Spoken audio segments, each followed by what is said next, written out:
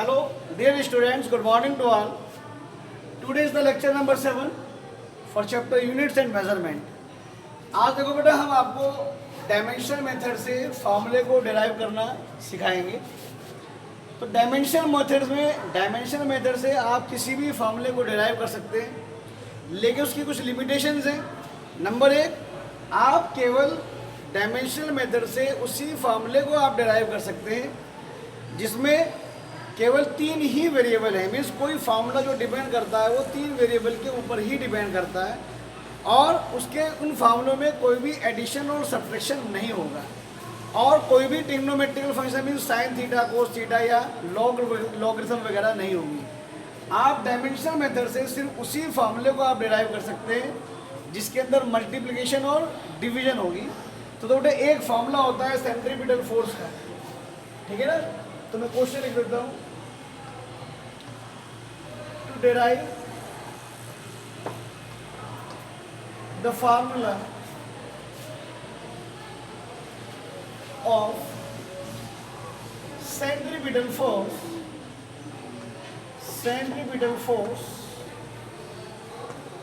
F is equal to mv square upon r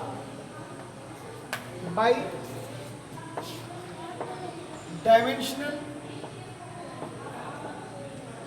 dimensional method. तो ये formula जो है मुझे डायमेंशनल मेथड से डिराइव करना है। तो बेटा सबसे पहले थोड़ा सा आप सेंटीमीटर फोर्स के बारे में समझ लीजिए। मान लीजिए बेटा ये एक आपके पास ऑब्जेक्ट है, इसका मास m है और ये एक सर्कुलर पाथ जिसका रेडियस r है उसके अंदर वो मूव करता है। तो यानी कि और इसकी जो वेलोसिटी है ये मान लीजिए आपके पास v है, यानी कि जो सेंटीमीटर फोर्स है it is depend on the mass of the object which is moving in the circular path and v is the velocity of the object in the circular path and r is the radius of circular path. तो बेटा dimensional method में derive करने के लिए हमें सिर्फ ये पता होना चाहिए कि जिसके लिए भी मैं रिलेशन निकाल रहा हूँ, जिसके लिए भी मैं फार्मूला डिराइव कर रहा हूँ, वो किन किन फिजिकल क्वांटिटी के ऊपर डिपेंड रहता है। फॉर एग्जांपल जैसे इस फार्मूले के अंदर जो फोर्स F है वो डिपेंड करती है मास पर, वेलोसिटी पर और रेडियस पर। It means force is directly proportional to the m v and r। अब इसके ऊपर बेटा हम a b c इसकी पावर लिख लेते हैं। ये इसकी पावर्स हैं जो अभी मेरे लिए अननोन है। आफ्टर दिस हम बेटे प्रोपोर्शनल सिंबल हटाते हैं, k की वैल्यू हम साथ में रखते हैं कांस्टेंट, m की पावर a, v की पावर b एंड r की power c। Now right dimension on both the sides. अब हम बेटा दोनों तरफ की डायमेंशन लिखते हैं। तो बेटा फोर्स की जो डायमेंशन होती है it is the mLT -2। k constant होता है, इसको इक्वेशन नंबर 1 बना लेते हैं। k हमारे पास कांस्टेंट है, इसकी डायमेंशन कुछ नहीं होती है। मास की डायमेंशन m की पावर 1 होती है। इसको mLT में अगर हम लिखना चाहें तो l की पावर 0 और t की पावर 0 की पावर a हम लिख सकते हैं। वेलोसिटी का डायमेंशन फॉर्मूला LT -1, तो इसको बेटा हम m की पावर 0 से लिख सकते हैं, की power b and r is the radius, m की पावर 0 l और t की पावर 0 की पावर c हम लिख सकते हैं। करेक्ट। हम क्या लिखते हैं बेटे, equating the power of mLT on both the sides. अब हम दोनों तरफ की m की, l की और t की डायमेंशन को अलग करते हैं। तो 4m बेटे m के लिए जो है m की डायमेंशन आपके पास क्या है 1 और m की पावर a, तो इसकी डायमेंशन क्या होगी a। इसके 0 into v plus 0 and plus 0, तो बताओ बेटे a की वैल्यू यहाँ से 1 आएगी। Correct. And for l what is the power of l 1, l की power 0 into a 0 plus 1 into b plus b 1 into c plus c। Correct. 4 t, तो t की पावर क्या है बेटे -2, -2 इज इक्वल टू 0 माइनस का b and ये आपके पास आगे बेटे 0। तो बेटे जो b इज इक्वल टू आगे बेटे यहाँ से वो 2 आ गया। अब इसके अंदर बेटे हम b की वैल्यू पुट करते हैं। तो 1 इज इक्वल टू b कितना मेरे पास 2 प्लस c। तो यहाँ से बेटे c की वैल्यू क्या आ गई हमारे पास, c की वैल्यू हो जाएगी माइनस का 1 भाई c -2 + 1 करोगे आप बेटे c की वैल्यू माइनस का 1 आ जाएगी। ओके, अब देखते हैं हमें करना क्या होता है। हमें वास्तव में जो हमारे पास अननोन पावर है a b c, यहाँ तक हमने a b c की अननोन पावर को हमने कैलकुलेट कर लिया। अब put the value of a, b and c in equation number 1। ये हम इक्वेशन नंबर 1 में पुट कर देते हैं। तो f की वैल्यू क्या आती है बेटे k, a की वैल्यू कितनी है बेटे 1, v की वैल्यू कितनी है, v की वैल्यू हमारे पास 2 एंड जो c की वैल्यू है बेटे क्या हो गई वो माइनस का 1। तो बताओ क्या मैं इसको बेटे mv² अपॉन जो ये r की पावर माइनस इसकी r की पावर को बेटे हमने यहाँ ले लिया। तो ये हमारे पास इफ कांस्टेंट की वैल्यू को अगर मैं 1 रखता हूँ तो बेटे f is equal to mv² upon r formula हमारे पास डिराइव हो जाता है। मीन्स कि हमने बेटे सिर्फ पहले स्टेप के अंदर क्या ली, जो वेरिएबल किसी भी फार्मूले के अंदर डिपेंड करती है वो ली हमने। जैसे इसके अंदर फार्मूले में मास, वेलोसिटी और रेडियस पर फोर्स डिपेंड करती है। ये प्रोपोर्शनल सिंबल लगाकर हमने सब ले ली, अननोन पावर ले ली, हमने क्या लगाया। अब राइट दोनों तरफ की हर में आपको यही करना है, दोनों तरफ की डायमेंशन लिखेंगे और unknown power a b c की वैल्यू हम लिखेंगे। जब आप इक्वेट करोगे m की पावर, l की पावर, t की पावर 100% जो तीनों अननोन पावर से वो आप कैलकुलेट कर पाएंगे। और जो भी अननोन पावर आती है उसको आप इस यहाँ पर पुट कर देंगे इसमें, तो 100% आपके पास फॉर्मूला निकल कर आ जाएगा। एक क्वेश्चन मैं और करवाऊंगा अभी आपको।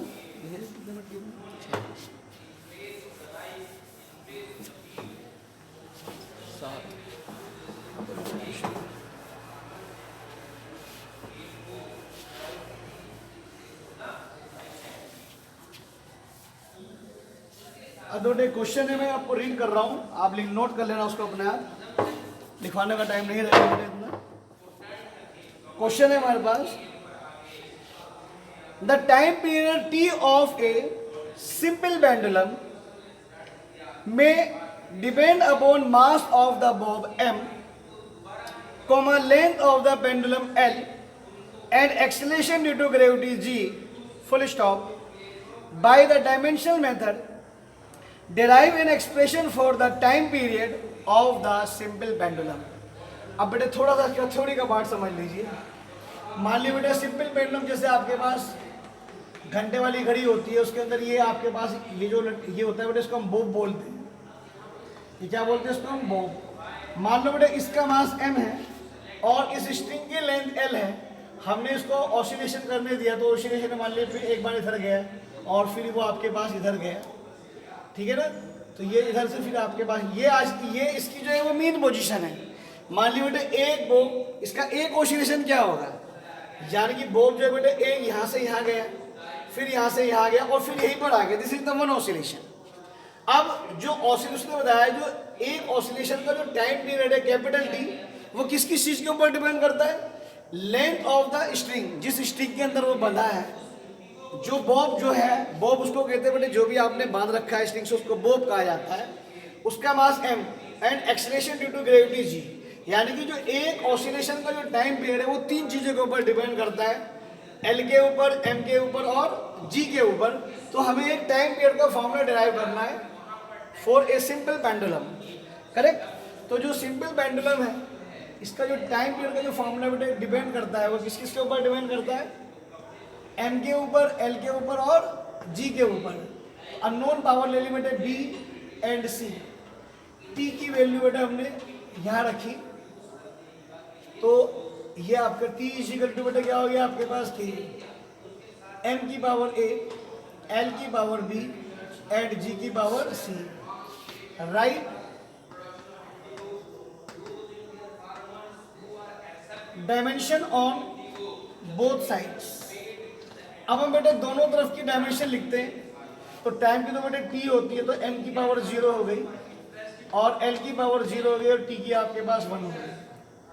के की कोई डायमेंशन नहीं, मास m, एल की पावर 0, टी की पावर 0 की पावर a, करेक्ट। m की पावर 0, एल की पावर 1 और टी की पावर 0 की power b। g acceleration due to gravity, इसका dimension formula L T minus 2 होता है, तो m की पावर 0 की पावर c,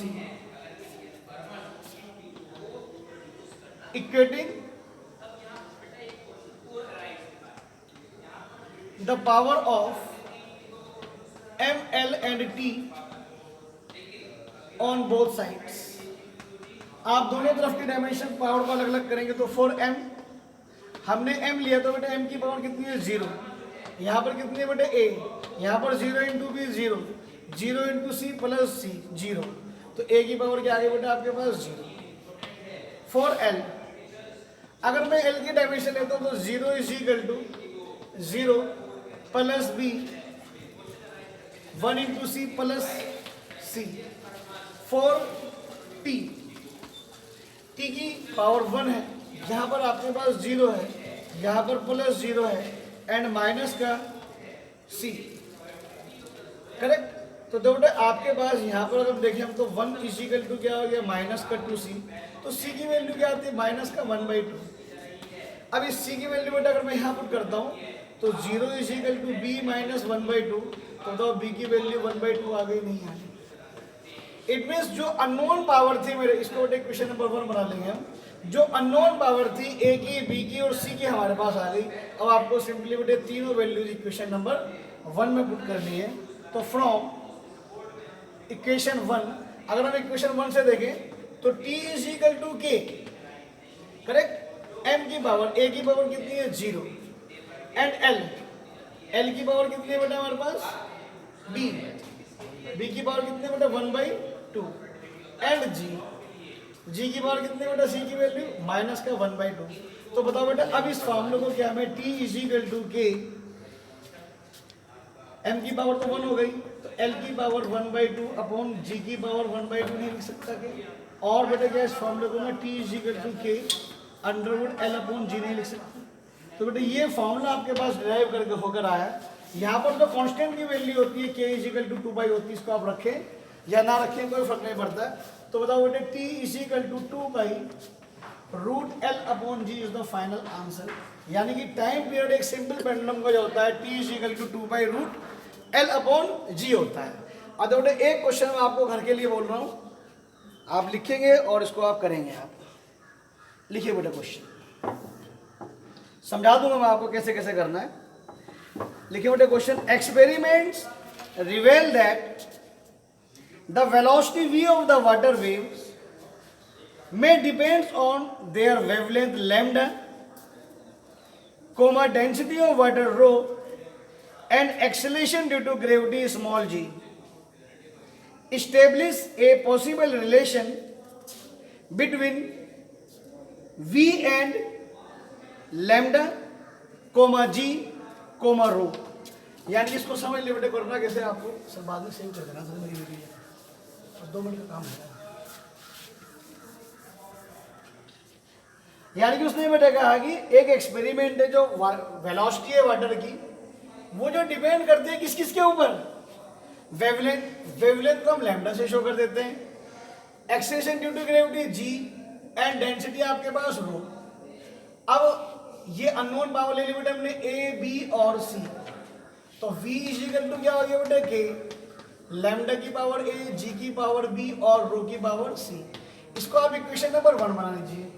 दोनों तरफ की डायमेंशन लिखनी है, वेलोसिटी की डायमेंशन एल टी माइनस 1 होती है, तो ये m की पावर 0 हो गई के, लैम्डा एक वेवलेंथ मींस लेंथ की जो डायमेंशन होगी वही चलेगी, तो m की पावर 0 l और t की पावर 0 की पावर a हो गई। Gravity acceleration due to gravity के dimension L T minus 2, so m की power 0, correct. And rho is the density, density is equal to mass upon volume, तो m l माइनस 3 अपॉन d की power 0 की power c।